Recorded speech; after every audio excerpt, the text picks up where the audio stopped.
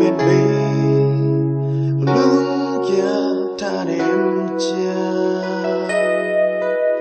thì khéo lâu ít na to hôm ít đến dây sự bằng giá ý một ít kia mà cần lên anh con tung ít khéo lâu ít na to làm bên mình luôn kia ta đêm chia thì khéo lâu ít na to hôm đến dây sự bằng giá ý mỗi kia mà ta lên ta đang tê xa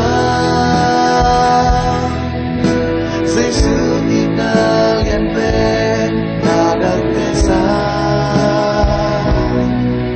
aliento ina okay kadang desa kamage zoni ke bagian pasya landa ina aton tung ang limsum lumang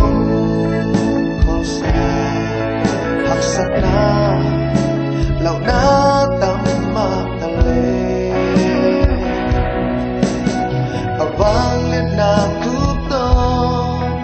làm mong sakit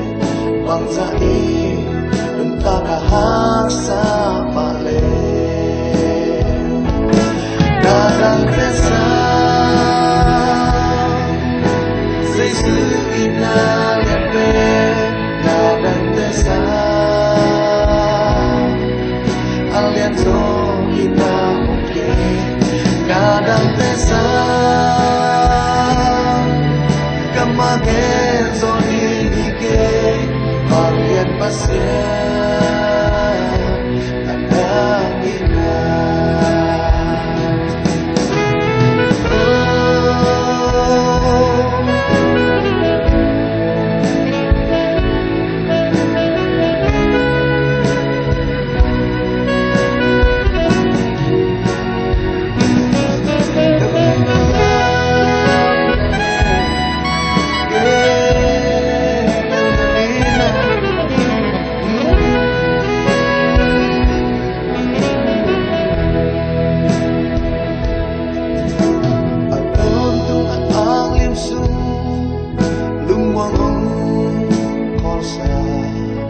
haksana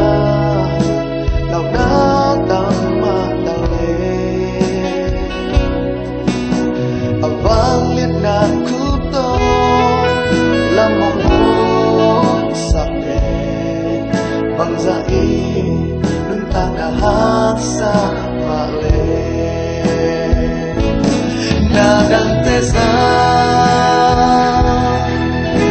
dây sự ina liền bên nadang tesa aliento ina okay nadang tesa kamage zoni ke bagian pasya lamdang ina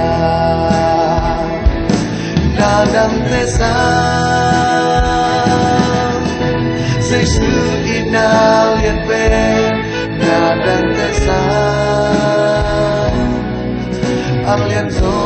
ina okay nadang tesa kamage zoni ke bagian pasya lamda